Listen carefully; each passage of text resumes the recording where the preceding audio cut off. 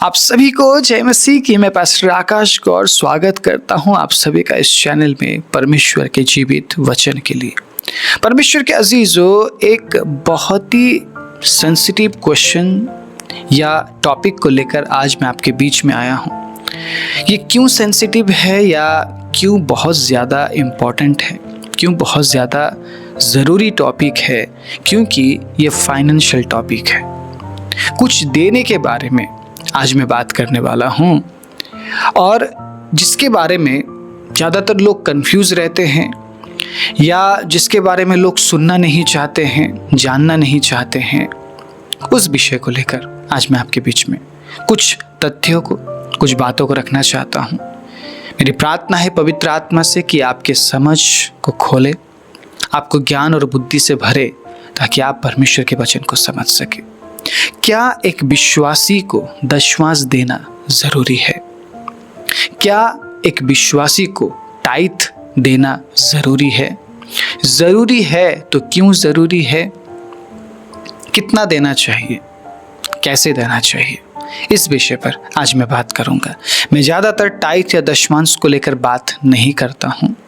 हाँ, बहुत से प्रचारों में मैंने मेंशन किया है, बहुत से टॉपिक्स में मैंने मेंशन किया है, लेकिन ज़्यादा मैं इस विषय को लेकर बात नहीं करना चाहता हूं, क्योंकि अगर मैंने दशमांश को लेकर ज़्यादा बात करना शुरू कर दिया तो लोग क्या बोलेंगे कि ये जो व्यक्ति है सिर्फ पैसा मांगता है। जबकि मैं दशमांश को लेकर अगर आपके बीच में इस बात को भी रखूं कि परमेश्वर ऐसा चाहता है, तब भी लोग क्या इल्ज़ाम लगाते हैं, ये व्यक्ति ज़्यादातर पैसों की बात करता है। और फिर हम कंफ्यूज है, तकलीफ में है, दुख में है कि हमें आशीष नहीं मिल रही है। एक तरफ हम दशमांश के बारे में सुनना नहीं चाहते हैं, एक तरफ हम देने के विषय में सुनना नहीं चाहते हैं, और दूसरी तरफ हम ये भी चाहते हैं कि परमेश्वर हमें आशीष दे। आप समझिए इस बात को कि दशमांश का जिक्र बाइबल में क्यों है, क्यों परमेश्वर ने सिखाया है अपने लोगों को देने के बारे में, क्यों परमेश्वर चाहता है कि हम अपने कमाई में से या जो भी हमारे पास है या हमारे खेत में से या जो भी हम करते हैं उसमें से जो 10वां जो भाग है वो हम प्रभु को दे। 10% हम प्रभु को दे, बाकी 90% तो वो कह रहा है तुम अपने पास रखो, वो सिर्फ 10% मांग रहा है। तो क्या परमेश्वर को पैसों की ज़रूरत है? क्या परमेश्वर को चीज़ों की ज़रूरत है? क्या परमेश्वर को जो हम देते हैं उन चीज़ों की ज़रूरत है? अगर हमें ऐसा लगता है ज़रूरत है, तो क्या परमेश्वर उन चीज़ों को इस्तेमाल करते हुए जीते हैं? क्या परमेश्वर पैसों को इस्तेमाल करते हैं, पैसों के ज़रिए लेन देन करते हैं? अगर हमें ऐसा लगता है कि परमेश्वर को हमारे पैसों या हमारे चीज़ों की ज़रूरत है, अगर हम ऐसा सोचते हैं, तो अगर हम ऐसा नहीं सोच रहे हैं और हमें ये पता है कि नहीं, परमेश्वर को तो पैसा नहीं चाहिए, परमेश्वर को तो चीज़ें नहीं चाहिए, तो फिर परमेश्वर ने क्यों बोला है कि तुम दशमांश लेकर आओ? इसके बारे में पुराने नियम में भी सिखाया गया है और नए नियम में भी सिखाया गया है। सो समझना पड़ेगा कि अगर परमेश्वर ने जिक्र किया है इन बातों का, तो परमेश्वर चाहता है अपने लोगों से कि परमेश्वर की बातें परमेश्वर के लोग सुने, परमेश्वर की आज्ञाएं परमेश्वर के लोग माने। लेकिन क्या एक विश्वासी मान रहा है? क्या एक विश्वासी सुनना चाह रहा है? देना बहुत कठिन है, स्पेशली फाइनेंशियल क्षेत्र में देना बहुत कठिन है, बहुत मुश्किल है। बहुत से लोग प्रभु को बोलते हैं कि प्रभु आप सब कुछ मांग लीजिए, मुझसे पैसा मत मांगिए, पैसा मत मांगिए प्रभु, मैं नहीं दे सकता। बहुत से लोगों को आप जिंदगी भर सिखाएंगे लेकिन वो कभी सीखते नहीं हैं। हाँ, वो जिंदगी भर रोते जरूर रहते हैं, मेरे पास ये नहीं है, वो नहीं है, ऐसा नहीं है, वैसा नहीं है, जिंदगी भर रोते हैं और वो सीखना भी नहीं चाहते हैं, वो प्रभु को देना भी नहीं चाहते, प्रभु के राज्य के लिए देना नहीं चाहते हैं, लोगों को देना नहीं चाहते। वो दशमांश के बारे में सुनते ही नहीं है। या इन दिनों में एक बहुत बड़ा जंग छिड़ा हुआ है कि दशमांश देना पाप है। इस तरीके के टीचिंग्स को लोग लेकर आ रहे हैं कि दशमांश देना पाप है, अगर कोई पास्टर दशमांश के बारे में बात कर रहा है तो उसे चुप करा दो। अरे भाई, पास्टर ने बात ही नहीं किया है। पास्टर कौन होता है बात करने वाला? मैं बाइबल के तथ्यों को आपके बीच में रखना चाह रहा हूँ। या कोई भी पासबान या कोई भी सेवक दशमांश के बारे में अगर बात कर रहा है तो वो अपने सोच और अपने विचार से बात नहीं कर रहा है, जो बाइबल में है वही रखा जा रहा है। ओके, पुराने नियम में दशमांश के बारे में जिक्र किया गया है, नए नियम में जिक्र नहीं किया गया है, ऐसा करके लोग बोल रहे हैं, तो आप पुराने नियम को क्यों मान रहे हो? तो मैं ऐसा कहना चाहूँगा कि आप फिर परमेश्वर को भी मत मानो। फिर परमेश्वर तो वही है, सनातन परमेश्वर है, वो भी तो वही है। तो आपके लिए प्रभु यीशु मसीह के नए परमेश्वर बनकर आ गए। वही परमेश्वर है, त्रिएक परमेश्वर है। पुराने नियम में भी वही था, आदि में भी वही था, परमेश्वर के अजीजों नए नियम में भी वही था और अभी भी वही है, 21वीं शताब्दी में भी वही है, पवित्र आत्मा के रूप में वही है। वो बदला नहीं है। He is unchanging God.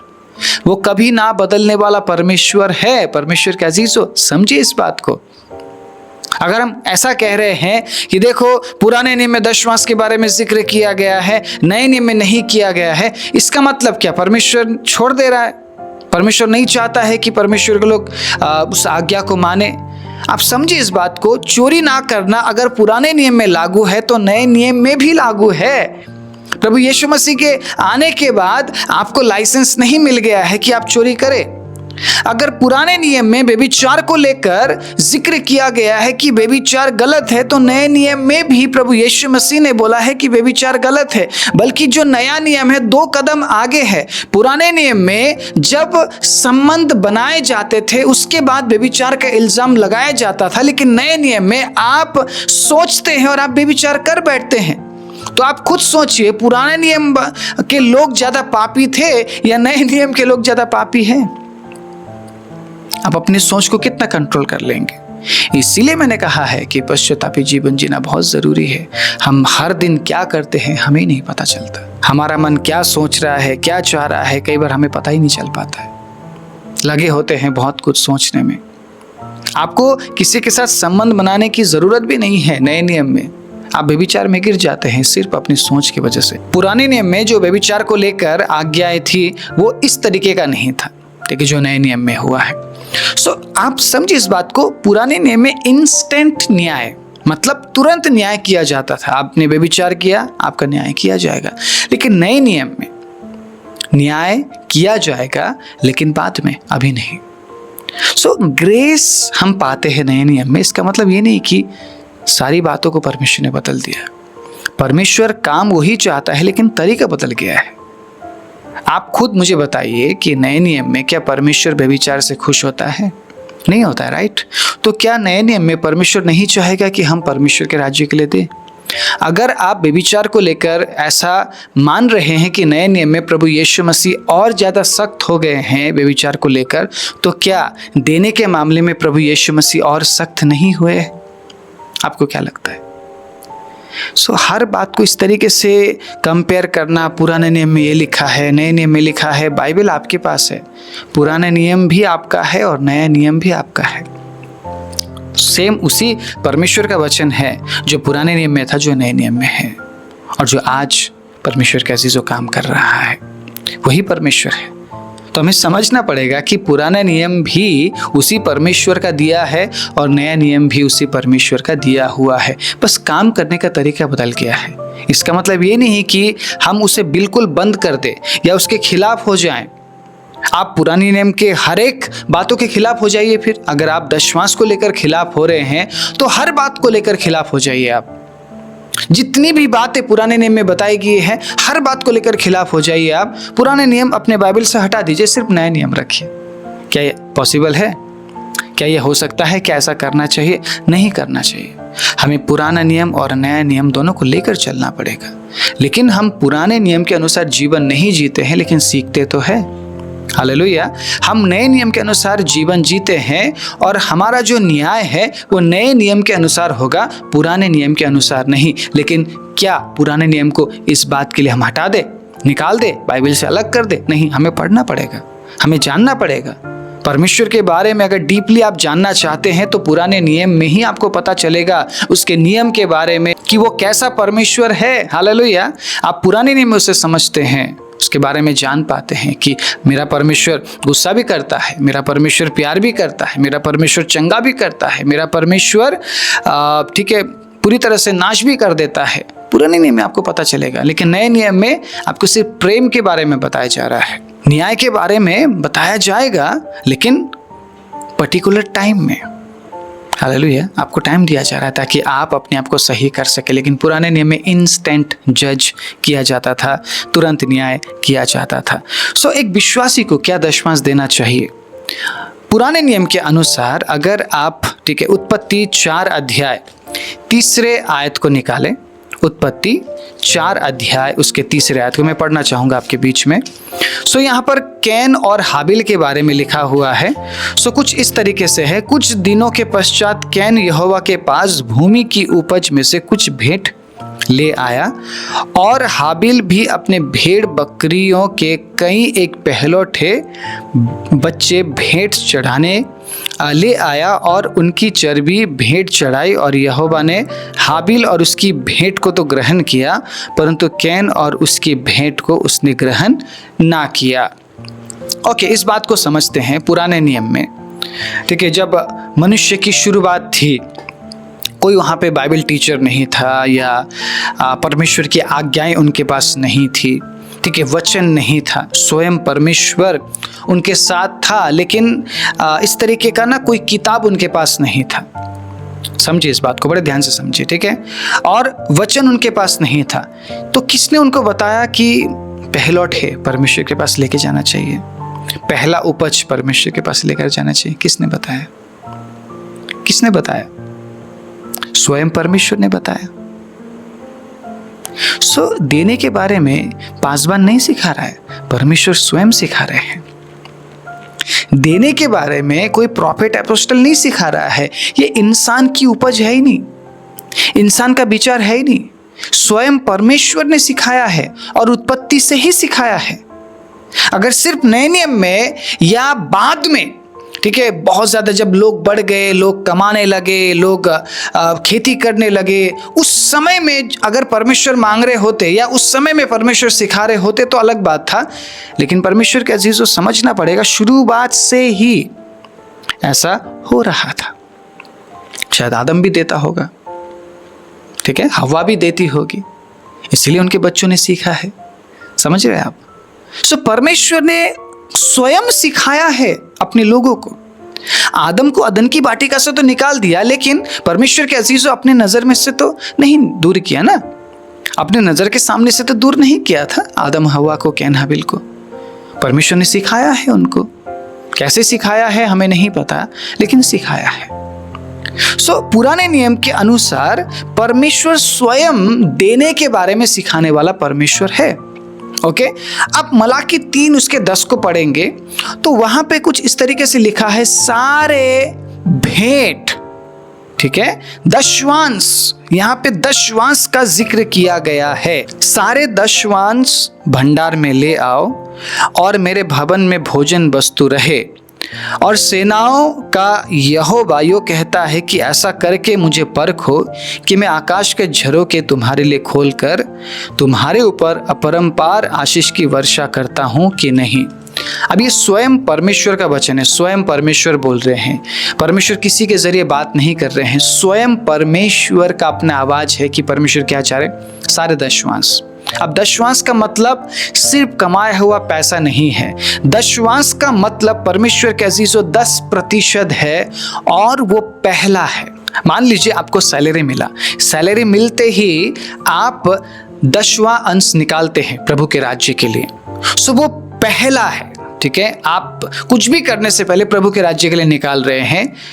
किसने सिखाया? आप स्वयं परमेश्वर ने सिखाया, किसी पासवान के कहने पर नहीं, बड़े ध्यान से सुनिएगा, किसी प्रॉफिट एपोस्टल के कहने पर नहीं, स्वयं प्रभु ने सिखाया है, इसलिए आप निकाल रहे हैं।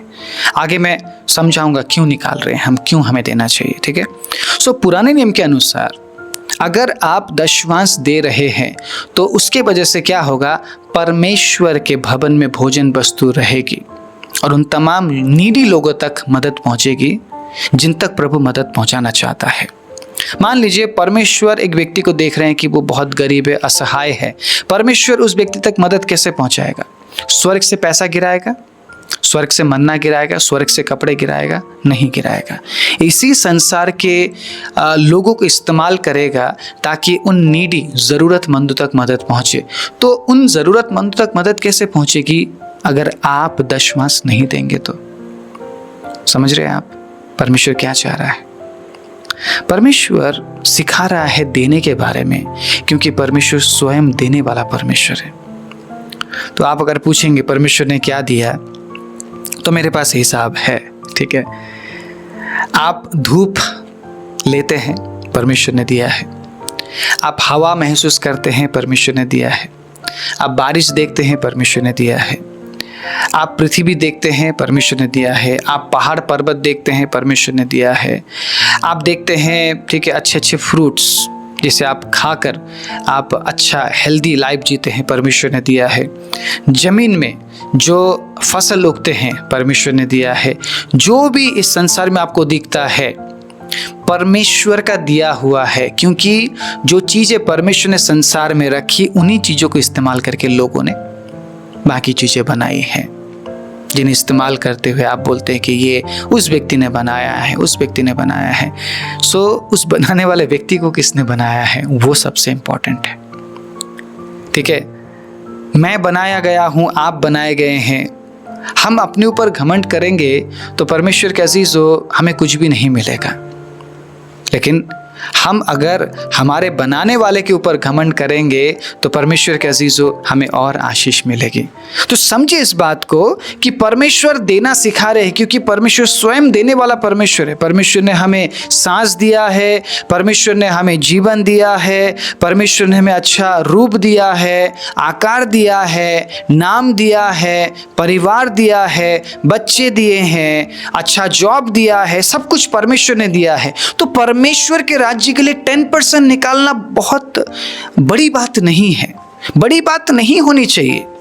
जिन बातों को लेकर इन दिनों में बहस किया जा रहा है ना, मतलब वो बहस की बातें है ही नहीं।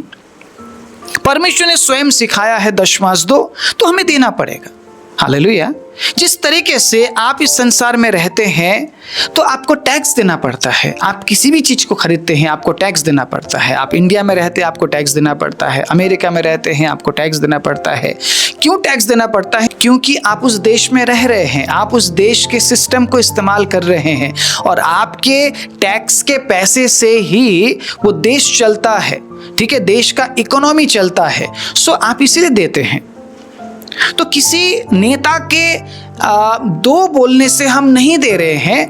हमें पता है कि जो देश का सिस्टम है वो टैक्स से चलता है, इसीलिए हम दे रहे हैं, ठीक है। इसीलिए हम जीएसटी दे रहे हैं, या जो भी, ठीक है, हमसे लिया जा रहा है, हम इसलिए दे रहे हैं, और उसका हिसाब नेताओं को देना पड़ेगा। अगर आज वो गलत कर रहे हैं, अगर आज वो चोरी कर रहे हैं, उसका हिसाब न्याय के समय में उनको देना पड़ेगा। उसी तरीके से जब आप परमेश्वर के अजीज़ों दशमांश परमेश्वर के भवन में लेकर आते हैं, तो जो सिस्टम है, जो कलीसिया का सिस्टम है, या जो मिनिस्ट्री का सिस्टम है, वो दशमांश के पैसे से चलता है। हालेलुया। ओके, नए नियम में दशमांश के बारे में नहीं बोला गया है, राइट। नए नियम में दशमांश के बारे में नहीं बोला गया है। लेकिन मैं अगर वचन पढ़ते हुए आपको बताऊं कि नए नियम में दशमांश से ऊपर जाकर बात किया गया है, तो कैसा रहेगा? प्रभु यीशु मसीह ने जो भी बोला है एक्स्ट्रा बोला है। मतलब प्रभु यीशु मसीह ने ये नहीं बोला कि मुझे तेरे लाइफ का 10 घंटा चाहिए। प्रभु यीशु मसीह ने ऐसा नहीं बोला कि मुझे 2 घंटे दे दे। प्रभु यीशु मसीह ने बोला है अपना संपूर्ण जीवन दे दे। हालेलुया। प्रभु यीशु मसीह बोलते हैं संपूर्ण प्राण, ठीक है, संपूर्ण मन, ठीक है, संपूर्ण शक्ति, संपूर्ण दिल से तू मुझसे प्यार कर।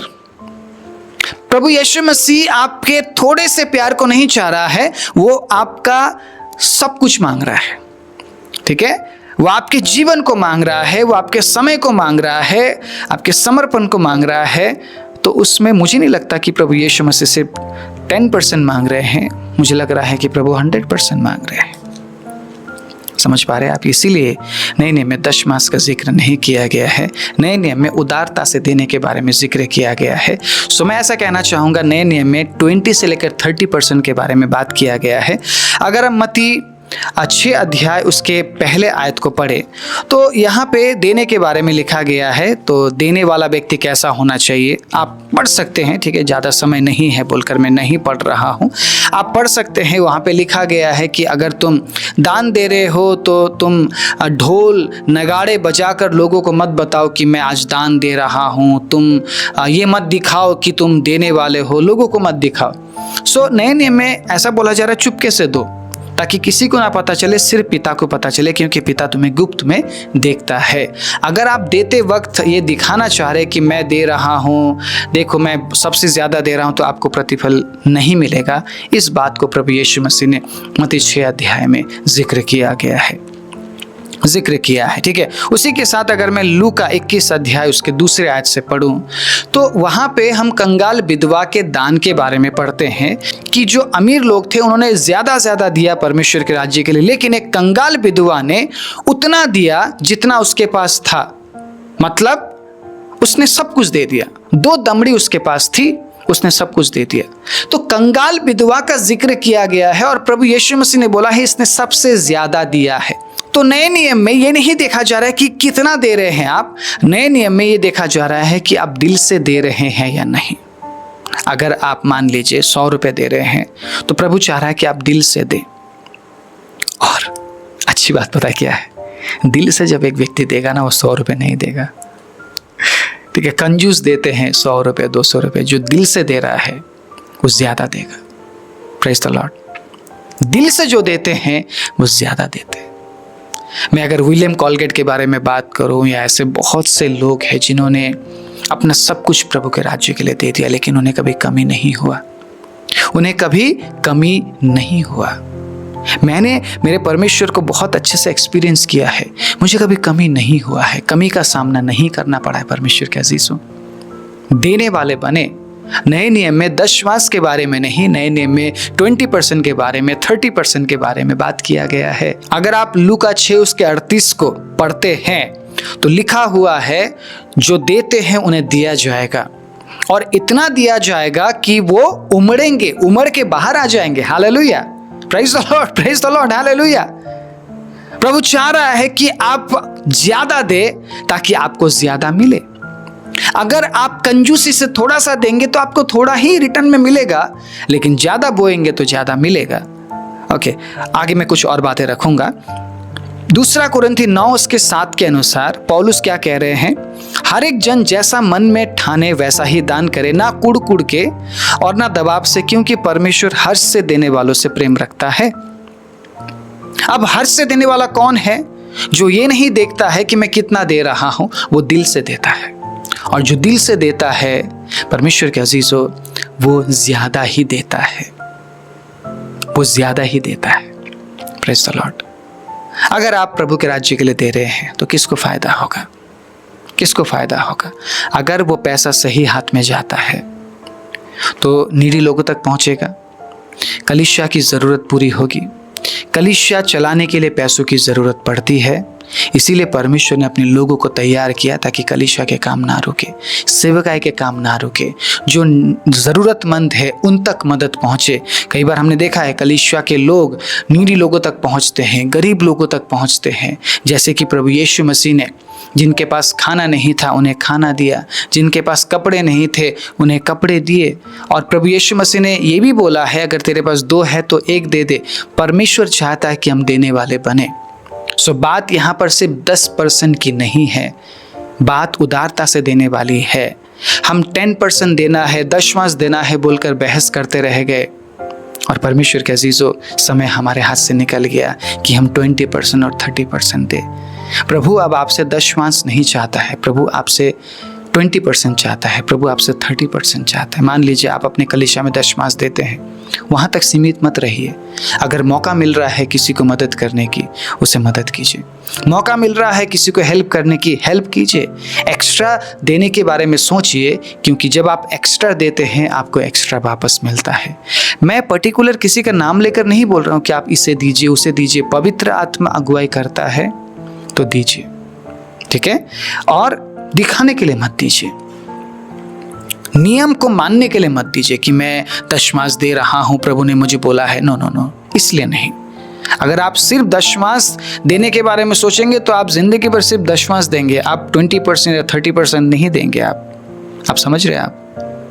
आप वो नहीं देंगे जो परमेश्वर चाह रहा है आपसे। विलियम कॉलगेट के बारे में अगर मैं बात करूं तो विलियम कॉलगेट ने परमेश्वर के अजीज़ों 90% तक अपने कमाई में से दिया, लेकिन फिर भी उसे कभी कमी नहीं हुआ। पूरे दुनिया भर में कॉलगेट इस्तेमाल किया जाता है और इस व्यक्ति ने 90% तक अपने कमाई का हिस्सा प्रभु के राज्य के लिए दिया है। इसीलिए परमेश्वर के अजीज़ों, पूरे दुनिया भर में सुसमाचार फैला है और सुसमाचार फैलना ज़रूरी है, लोगों तक वचन पहुंचना ज़रूरी है। विश्वास करे या ना करे ये उनके ऊपर है। ज़रूरतमंदों तक मदद पहुंचना ज़रूरी है, जिसके बारे में प्रभु यीशु मसीह ने बात किया है कि जो भूखे हैं, जो नंगे हैं, जो प्यासे हैं, जो तकलीफ में हैं, उनकी हमें सुधि लेनी है, उनकी हमें सुधि लेनी है। मेरा प्रभु ऐसा चाहता है, आपका प्रभु ऐसा चाहता है। अगर आज आपको ये पता चल गया है कि आपको दशमांश क्यों देना है, क्यों देना ज़रूरी है, कितना देना चाहिए या कैसे देना चाहिए, तो परमेश्वर के अजीज़ों, कभी भी देने के मामले में पीछे मत रहिए, क्योंकि मैंने देखा है जो देते हैं उन्हें और दिया जाता है और जो नहीं देते हैं वो हमेशा कमी में रहते हैं। जो नहीं देते हैं वो हमेशा घटी में रहते हैं। मैं आशा करता हूँ प्रभु ने आपको छुआ है, प्रभु ने आपसे बात किया है। अगर इस मैसेज के ज़रिए आप तक अच्छी बातें पहुँची है, ज्ञान की बातें पहुँची है, तो इस चैनल को सब्सक्राइब कीजिए, इस वीडियो को लाइक कर दीजिए और इस वीडियो को एक दूसरे के साथ साझा कीजिए। साथ ही साथ इस मिनिस्ट्री को सहयोग करने के लिए इस चैनल को ज्वाइन कीजिए और साथ ही साथ डिस्क्रिप्शन में दिए गए नंबर के जरिए हमें सहयोग भेजिए। आपका हर एक सहयोग हमें मदद करता है ताकि हम प्रभु के राज्य के लिए कार्य करते रहे। प्रभु आप सभी को आशीष दे। आइए अपने आंखों को बंद करें। धन्यवाद देते हैं जीवित और दयालु परमेश्वर, आपके दिए गए इस अद्भुत समय के लिए। पिता, हम प्रार्थना करते हैं पिता कि प्रभु आप हम में से हर एक को इस्तेमाल कीजिए, जिस देने के जीवन के बारे में प्रभु आपने हमें सिखाया है।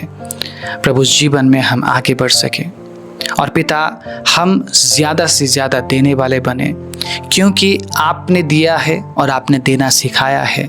और जब आपके लोग देते हैं तो वो कभी घटी में नहीं होंगे। ये आपकी आशीष है पिता, ये आपका वायदा है। प्रभु आप सहायता कीजिए, जितने भी लोगों ने आज वचन को सुना है उनमें से ज़्यादातर लोग इस चैनल को ज्वाइन कर सके, प्रभु इस मिनिस्ट्री को सहयोग कर सके और इस मिनिस्ट्री को सहयोग करते हुए वो ये दिखा सके कि वो देने वाले हैं प्रभु, क्योंकि आपने वायदा किया है, दो तो तुम्हें दिया जाएगा। सारी महिमा आदर आपको देते हुए प्रार्थना प्रभु यीशु मसीह के नाम से मांगते हैं, आमीन।